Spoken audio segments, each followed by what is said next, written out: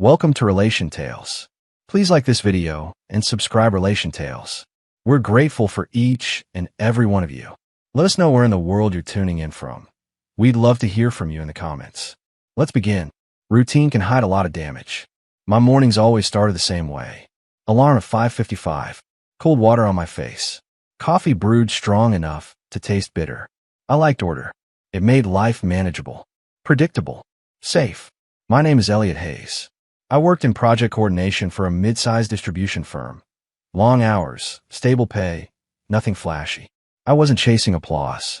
I was chasing peace. The kind that comes from knowing your bills are paid and your home feels steady.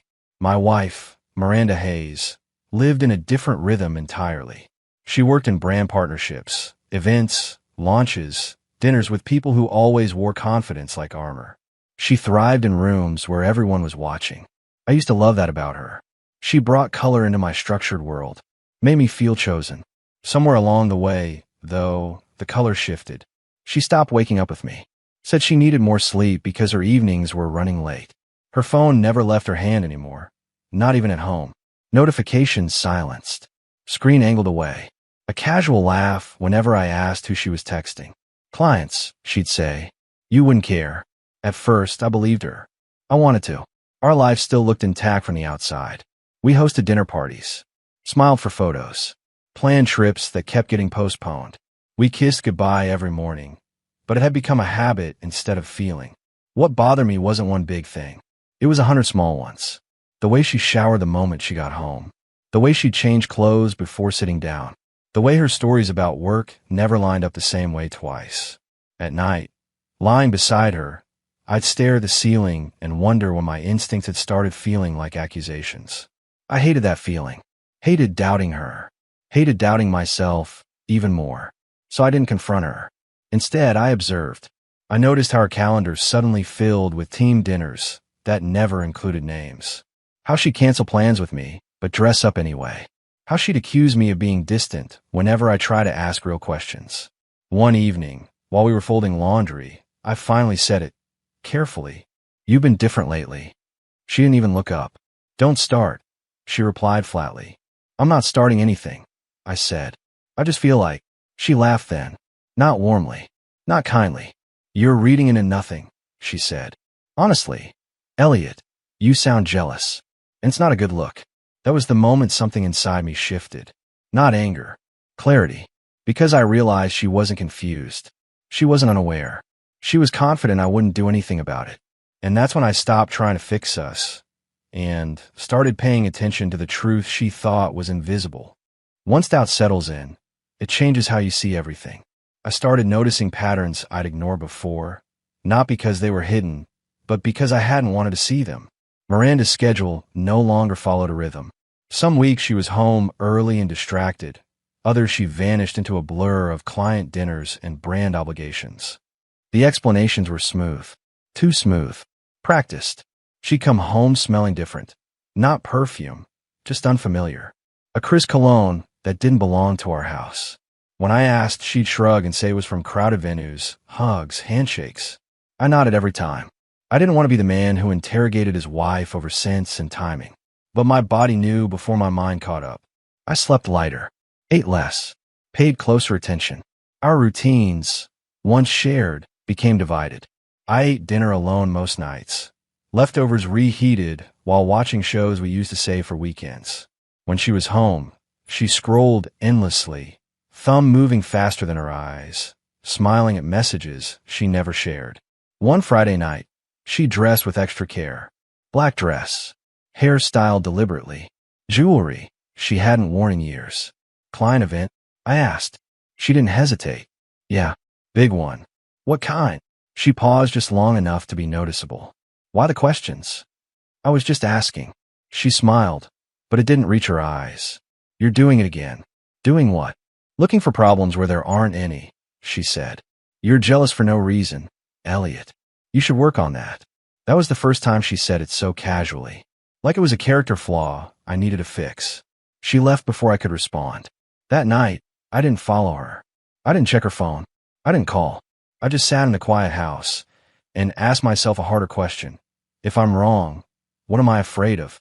And if I'm right, why am I still waiting for permission to know the truth? The next morning, I made a decision, not fueled by rage, but by exhaustion. I wasn't going to accuse. I wasn't going to beg. I wasn't going to snoop recklessly. I was going to confirm. I started small, not with her, but with myself. I pulled phone records from our shared account. Not messages, just timestamps and frequency. Patterns jumped out immediately. One number appeared again and again. Late nights, early mornings, gaps that lined up perfectly with her events. I saved it, didn't confront her. Then I watched. Miranda had a habit of narrating her day when she got home. Little details meant to sound natural. Names of coworkers, venues, funny mishaps. But once I started paying attention, the stories repeated themselves too closely, like lines memorized instead of lived. One evening, she mentioned a rooftop bar downtown. I nodded, then casually said, "I thought that place closed last year." She blinked. "They reopened." "They didn't," I replied calmly. "I work 2 blocks from there." Her smile tightened. "You're mistaken." She walked away before I could respond. That night, she didn't sleep beside me. Said she had a headache. Took her phone with her to the guest room. The distance between us felt deliberate now. I confided in Avery Bennett, an old friend who knew me well enough to hear what I wasn't saying. We met for lunch near my office. I didn't dramatize it. I didn't accuse Miranda outright. I just laid out the facts. Avery listened quietly, then said, "You're not crazy. You're just ahead of the moment." "What moment?" "The one where the truth shows itself whether you're ready or not." He helped me do one thing. Just one. That changed everything. We ran the number. The name attached to it was Derek Collins, senior brand consultant, married, 2 kids, very visible online presence, company events, tag photos, familiar smile. I felt cold, but not surprised. The pieces slid into place with unsettling ease. Same industry, same events, same late-night meetings. Even the way Miranda had started talking about her work, more dismissive of my questions, more defensive about her independence. I didn't confront Derek. I didn't message his wife. Not yet. Instead, I watched Miranda more closely than ever, and she noticed. "You've been quiet," she said one night while we ate dinner across from each other, the table feeling wider than it ever had. "Just tired," I replied. She studied my face, searching for something. Anger, suspicion, fear. She found none. That unsettled her. Over the next week, she became sharper, more impatient, accusatory. If I asked where she was going, I was controlling. If I didn't ask, I was distant. Either way, I was wrong. One evening, she snapped. "You don't trust me," she said. "I can feel it." I met her gaze. "Trust isn't a feeling. It's consistency." She scoffed. "So now you're lecturing me?" "No," I said calmly. "I'm listening." That threw her off. She changed tactics then. Warmth, affection, sudden closeness. She cooked dinner, suggested a weekend getaway, even reached for my hand in bed like she used to. It felt rehearsed, and that's when I understood something important. She wasn't just hiding something. She was managing me. The realization hurt, but it also freed me. Because once you see manipulation for what it is, it loses its power. A few days later, Miranda came home buzzing with excitement. "I'm thinking of hosting something here," she said. "A small gathering. Friends. Colleagues. Networking." I raised an eyebrow. "At the house." She smiled brightly. "Why not? You're always saying we should socialize more." I looked at her. Really looked at her. The confidence. The certainty that I was still in the dark. And I smiled back. "That sounds great," I said. "Invite whoever you want." Her eyes lit up.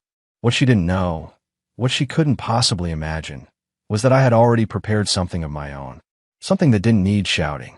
Something that didn't need accusations. Just a screen. A room full of people. And the truth, timed perfectly. Once Miranda started planning the gathering, the house changed. It became a stage. She talked about the guest list constantly. Who mattered, who didn't, who needed to see our perfect home. She rearranged furniture, ordered catering, and insisted on renting a larger display screen for presentations. She never questioned why I volunteered to handle the tech. That was my advantage. Every evening, after she fell asleep with her phone face down on the nightstand, I sat in the spare room with my laptop, assembling a quiet timeline. Not gossip, not assumptions, just dates, overlaps, and undeniable connections.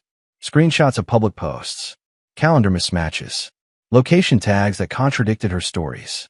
All information anyone could see if they knew where to look. The truth didn't scream. It stacked. I wasn't driven by revenge the way movies portray it. No rage, no fantasy of public humiliation. What pushed me forward was clarity. I needed the lies to stop controlling the narrative of my life. Avery checked in often. "You okay?" he'd ask. "I'm steady," I'd reply. And I was. There's a strange calm that comes when you stop arguing with reality. Miranda, meanwhile, grew bolder. She spent more time on her phone in plain sight, no longer bothering to hide her smiles. She'd accuse me of being distracted, of pulling away, even as she drifted further from me. The irony wasn't lost on me. One night, while we folded napkins for the event, she said casually, "Derek's coming." I kept my expression neutral. "From your firm?" "Yes," she said. "He's important. You'll like him." I almost laughed. Instead, I nodded. Of course. Her confidence in that moment was astonishing. She truly believed she had everything under control, that she'd rewritten our marriage into a story where I was merely a background character. The day of the gathering arrived with artificial cheer.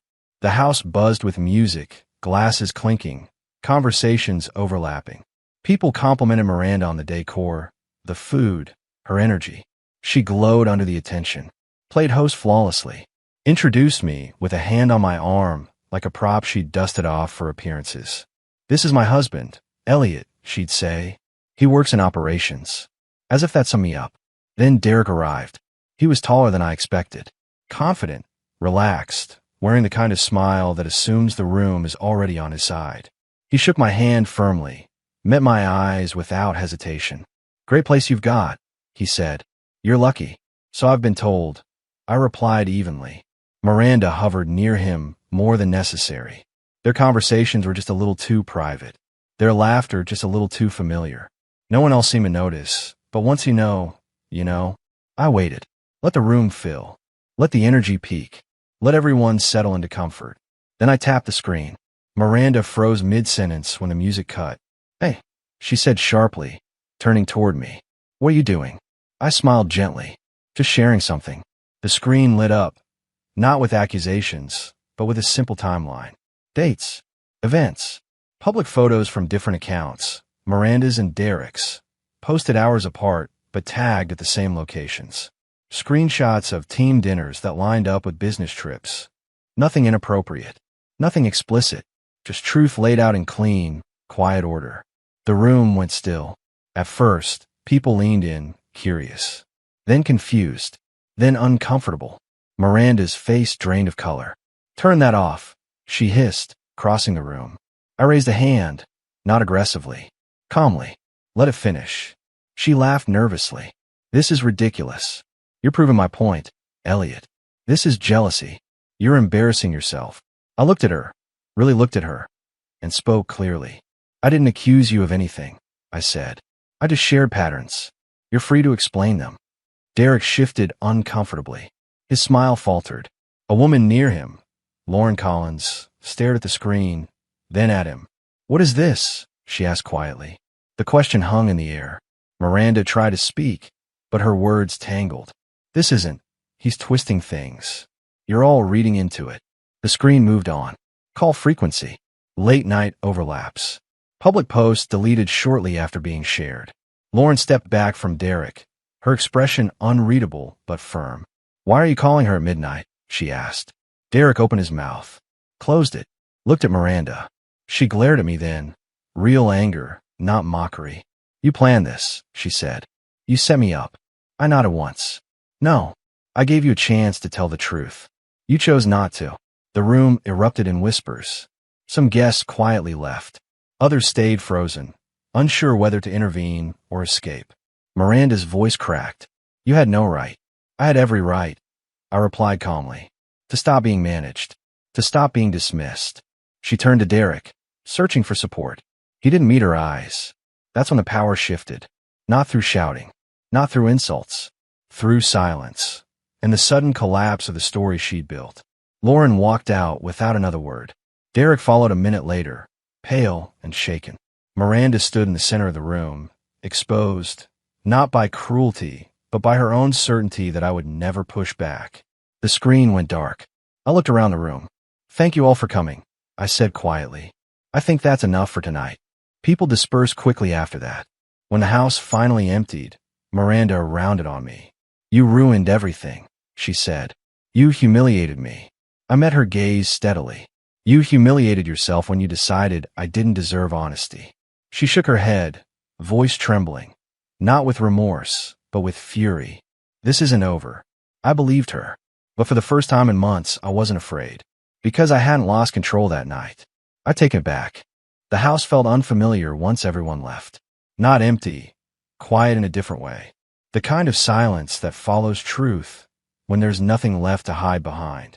Miranda stood near the kitchen counter, arms crossed tightly, as if holding herself together through sheer will. The confidence she wore all evening had cracked, and beneath it was someone scrambling to regain control. "You planned this for weeks," she said, her voice low. "You wanted to hurt me." I took off my jacket and set it on the chair, movements slow and deliberate. "I wanted clarity," I replied. "Hurting you wasn't the goal. Ending the lies was." She scoffed. "You could have talked to me." "I tried," I said calmly. "Every time I did, you laughed. You called me jealous. You made me feel small for asking questions that mattered." For a moment, she looked away. Just a moment. Then her expression hardened again. "You enjoyed that," she said, "seeing everyone stare at me." I shook my head. "No, I hated that it came to that. But I wasn't going to keep protecting a story that only benefited you." She paced the room, running a hand through her hair, searching for leverage. "So what now?" she asked. "You think you win?" The word one didn't sit right with me. "This isn't about winning," I said. "It's about choosing what happens next, with honesty." She laughed bitterly. "You think you're so calm, so moral." "I'm calm because I stopped lying to myself," I said. "And I stopped letting you rewrite reality." That landed. She sat down slowly, exhaustion finally overtaking anger. The truth was out, and without secrecy, there was nothing left to fuel her confidence. "I didn't plan for her to go this far," she said quietly. I believed her, but that didn't change anything. "Intent doesn't erase impact," I replied. "You didn't just drift away. You replaced me while pretending I was the problem." Tears welled in her eyes then, not the dramatic kind, but the kind that comes when consequences arrive. "What do you want?" she asked. I thought about that for a long moment. I wanted the version of her I married. The woman who laughed without calculation, who told the truth even when it was uncomfortable. But that version no longer existed. Or maybe she did, but she wasn't choosing to be her anymore.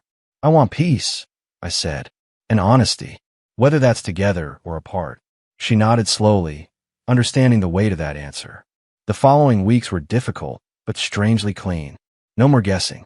No more checking phones. No more walking on emotional glass. We spoke openly, sometimes painfully, but without pretense. Dare tried to reach out once. I didn't respond. His chapter in my life was closed the moment he walked out that door. Lauren reached out too. Not to me, but to Miranda. That conversation changed things. It stripped away the last layer of denial. Miranda couldn't hide behind excitement or attention anymore. She had to face the damage left behind. Eventually, we made a decision. Separate paths. Not explosive. Not cruel. Just honest. I moved into a smaller place closer to work. The routines returned, but this time, they belonged to me. Morning coffee tasted better. Sleep came easier. The constant tension I'd lived with for months dissolved into something quieter and stronger. Self-respect. Miranda tried, in her own way, to rebuild. I wished her well, but from a distance. Some bridges don't need to be burned. They just don't need to be crossed again. People asked how I felt afterward. Relieved. Clear. Free. The revenge wasn't the screen or the gathering or the silence that followed. The revenge was refusing to stay small. Refusing to be managed. Refusing to doubt my own instincts ever again. I didn't raise my voice. I didn't insult her. I didn't destroy anyone. I simply let the truth stand where lies used to live. And for the first time in a long time, that was enough.